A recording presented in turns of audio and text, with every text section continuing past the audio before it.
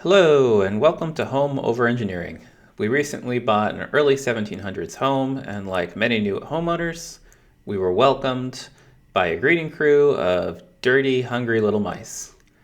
Mice are disgusting and destructive to property, but they're also kind of cute, and that makes them a lot harder to get rid of.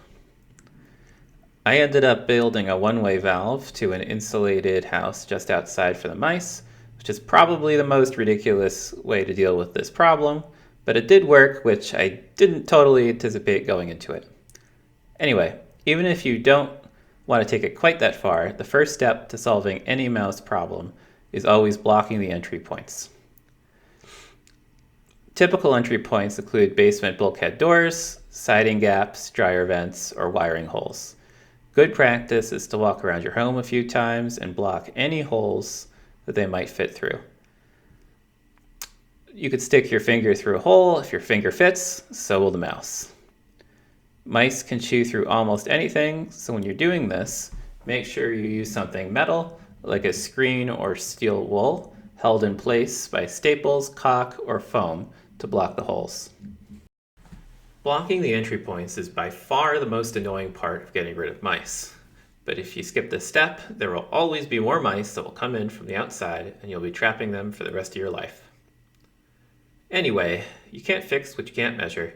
So I started this project by buying a bunch of trail cameras, setting them up wherever I saw mouse droppings, and using AI image recognition to count the number of mice inside my home and in the mouse home over time. The YOLO neural net object detection model has this pre-trained, so if you know Python, setting something up like this is pretty easy. Once the house was sealed off and my trackers were in place, I got to work building my mouse home. I did this by buying 2 laser-cut models off Amazon and adapting them to mice. I would recommend doing this after about 1 or 1.5 beers. Any more than that, and you won't feel like working. Any less than that, and you'll quickly start questioning your life choices and how you choose to spend your time. Properly insulating a mouse home is critical, particularly in the winter. I made sure all the gaps were weatherproofed and sealed, then used a non-fiberglass insulation material which won't irritate the mice. Keeping the house as small as possible is critical as well. If the cavity is much larger than this, then the mouse's body will not be able to heat it and keep it warm. I used some leftover shingles for my roof, as well as some exterior paint for the sidings. Doesn't have to last forever, but a few hundred years would be nice. To help keep the mouse warm, I added shredded paper it can nest in. Never use cotton balls or synthetic materials. The mice can get their legs tangled up in the fibers.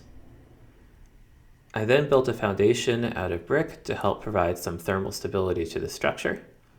Stone also works for this, but mice do hate the aesthetic of cinder blocks, so avoid using cinder blocks. I used cardboard for the base of the foundation, which should biodegrade over time, rather than seal in the mouse droppings. Don't forget to touch up the trim and the paintwork. There's just no reason it has to look sloppy. Now I have to actually get the mice out of my home. Most of the ways of doing this are pretty cruel and include regular traps, glue traps, live traps, and rodent poison. Poison is particularly bad as the disoriented mice will run outside when poisoned and get eaten up by an owl or eagle, which will then die, wiping out the nearby predators and letting the mouse population explode. You see this a lot at cities with rats, but the same is true in suburbs with mice. I chose to use a live mouse trap with a 1-inch diameter tube drilled into the side that goes right out the window. This way they don't get stuck in the live trap while I'm away for the weekend, and as an added bonus, I don't have to touch the mouse trap or even get near the mice. This then leads through a ridged climbable hose to the insulated mouse house, which has a door to the outside so they can gather food and water on their own. I made sure to leave some peanuts and water in a bowl to get them started for their first night or 2 outdoors. All right, now it's finally time to sit back and watch the results. As you can see, the mice get pretty interested in anything that has to do with food, particularly right along the paths where they usually walk. This guy right here is pretty cute, and I later nicknamed Slippery Pete, is doing a pretty good job investigating the trap. Here we go. So Slippery Pete gets in the trap.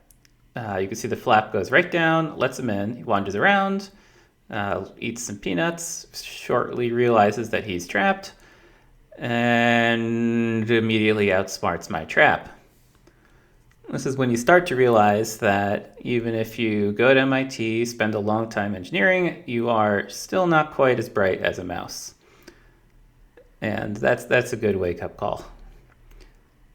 There he goes. And he came right back and did the same thing twice, which means that even after tightening up the trap, changing the lid around, there's pretty much no way to make this trap work. This trap was sold on Amazon and had a lot of high ratings. I'm not quite sure why it didn't work, but I swapped it out with this different style of trap, which it has just a fast door that pops open, closes the trap, and I think that there's no way out. So this guy's actually not Slippery Pete. I got to know these mice pretty well after going through quite a bit of camera footage.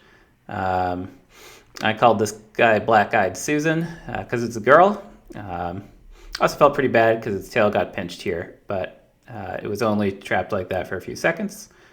And then kind of panicked, looked through the tube, didn't immediately go through the tube, and Slippery Pete came up. I'm actually not sure that's Slippery Pete, but it was a little bit sad just because it was pretty clear that they were all kind of a gang, and one of them got trapped in there, and it just kind of got pretty depressing after that. Anyway, so Black-Eyed Susan couldn't quite fit through, eventually did, and went out of the mouse house. They tended to just go right through the tube and then the mouse house after spending a little bit of time in the trap, not wanting to go outside. But it looks like they eventually just come back to the mouse house once they know it's there, which makes sense. If I was trapped in a trap, I would immediately go out to the most open place, then run around, then come back. Well, around Christmas, it did start getting pretty snowy, so I got a little bit concerned for these mice, and it got very cold, and then when I woke up the next morning, I didn't see any mouse tracks, nor did I see any mouse activity. But that night, or the night after, I did see quite a few mouse tracks going in and out, which was great. And once the snow melted, the mice were still live and well, hanging out in the mouse house. Anyway, it feels pretty good knowing that Slippery Pete and pals are alive and well somewhere outside my house, and it feels even better to have clean countertops and not be worried about mice running around every time I walk into my kitchen. So, let's look at the data. Let's make sure that this actually worked in a quantifiable way. So if you remember, I had cameras set up that used AI to essentially detect the number of mice in a single frame. And that culminated here with these different videos, which shows how many mice were detected in each video. There were instances of a peak of 3 mice being detected, and this could be the maximum. There may have been 4. I did reset the trap 4 times during the mouse eviction process, though I don't have any proof that there were 4, and there may have been just 3. So a little bit ambiguous, but we can see a sharp reduction starting day 3. When we set the trap, the lines here are a little bit hand wavy, but it's around that time. And then at around 11 o'clock p.m. on day 3, after setting the trap, I had my first mouse, followed by quite a few more. The next, really it took, I think, looks like about 48 hours to get all of the mice out with continuous resetting of the trap.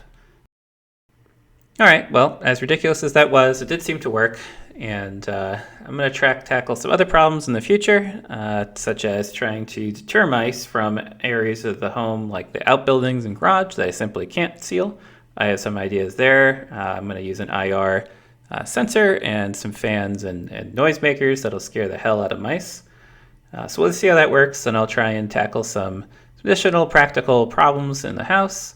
in the upcoming months. So please join me and subscribe if you haven't already. I think that this could be a fun and informative way to figure out some common home issues. Thank you for watching this far, and have a good day.